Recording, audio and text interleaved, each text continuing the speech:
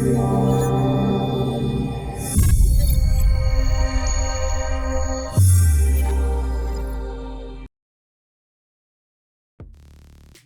everybody, welcome to the channel.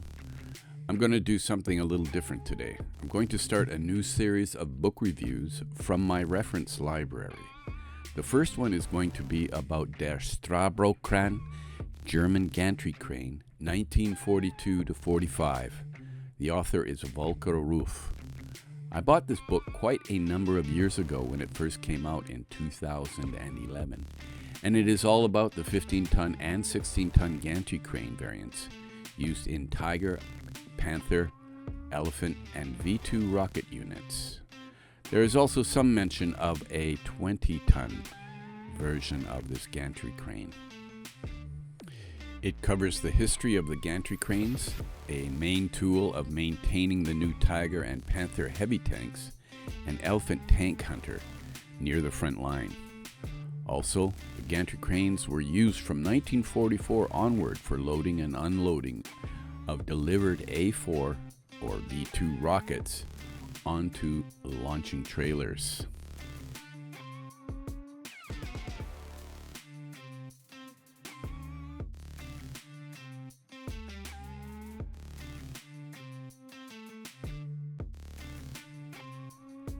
This here is actually what is mounted on the front of the crane on the top where the bridge is. It is a nameplate with the company name, production year, and load limit.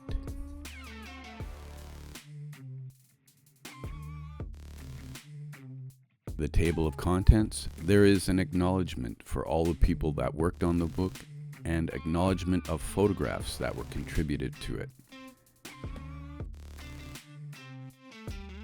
The introduction talks about early cranes of 1.5, 3, and 6-ton capacity that were mounted on trucks. The development of heavier panzers with more than 30 tons total weight around 1941/42 led to the adoption of J.S. Free's mobile gantry crane, which was developed in the late 30s for railroad facilities. The Fry's Company was founded in 1748 from a modest beginning as a handicraft enterprise. This evolved over time to include an iron foundry, where in 1846 the first mobile steam engine was built. Over time, the company grew. There were commercial interruptions due to World War I and World War II. But during World War II, the company was pressed into creating these cranes for wartime use. The book goes into more detail about how the company was formed, its evolution, and other developments.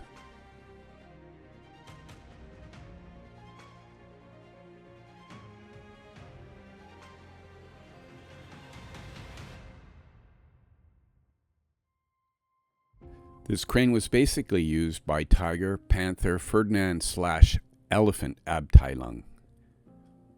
Over a period of time, there were different designs for such things as the tires, as some were solid tires, but it evolved over time that pneumatic tires were introduced.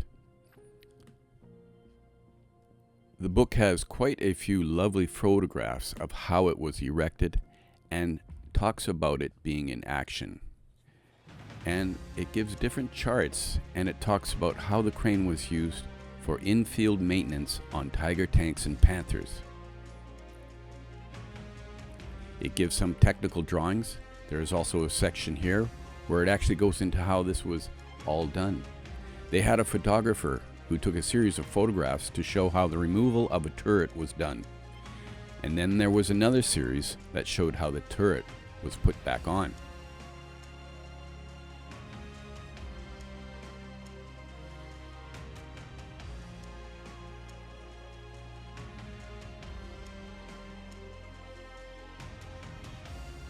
There is a section on the Panzer-Werkstattkoppanien 653 and 654, which utilized the Ferdinand and the Elefant tank hunters. The turret of the Panther and the Tiger I, Tiger II, and the Ferdinand were all too heavy for the standard cranes that they had at the time.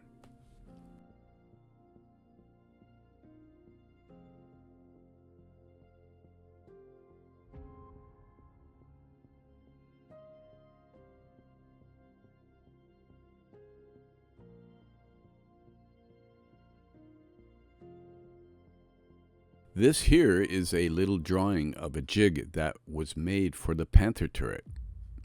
It gives some information on how that looked.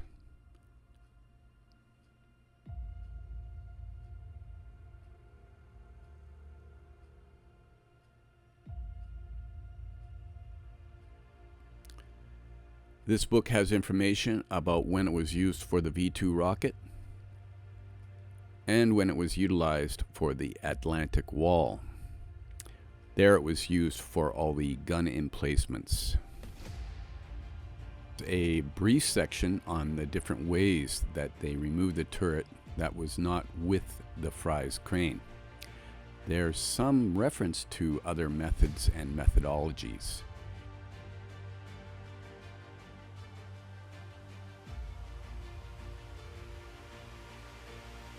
It actually even shows the ones that were captured and sent to the United States after the war.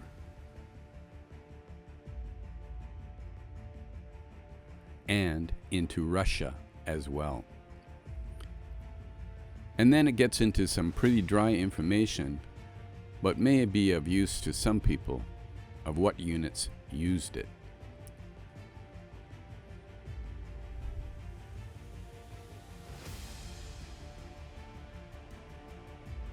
Changes made during production is also indicated with the different patents that were taken out over periods of time.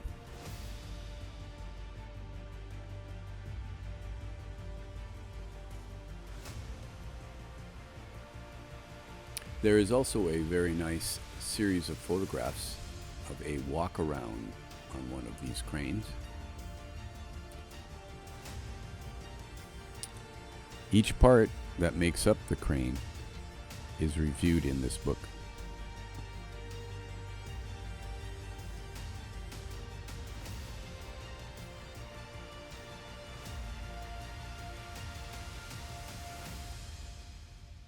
The book also includes a series of 1/35th scale drawings of the different iterations of the Fry's crane.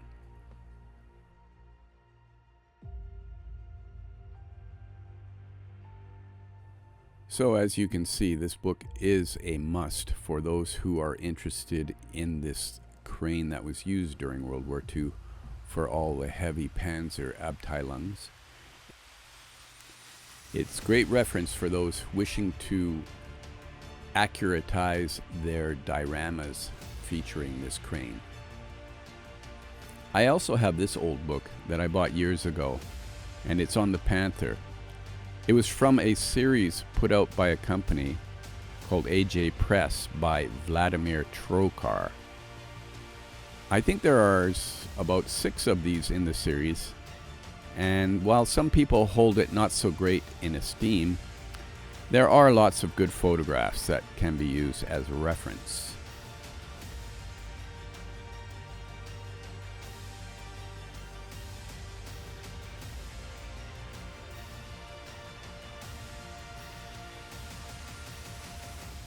Curiously, included in this was a large fold-out drawing which shows different things about the Panther, and one of the things about it is when it was used with the Fry's crane.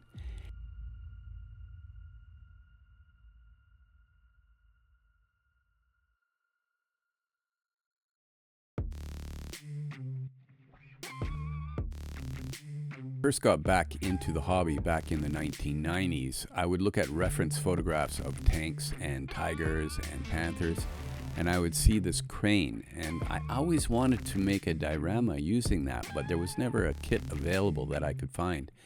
But now you can get just about anything out there, and yes, I bought this kit from Takam when it came out a few years ago, and there is actually another one now put out by Amusing Hobby that you might want to take a look at.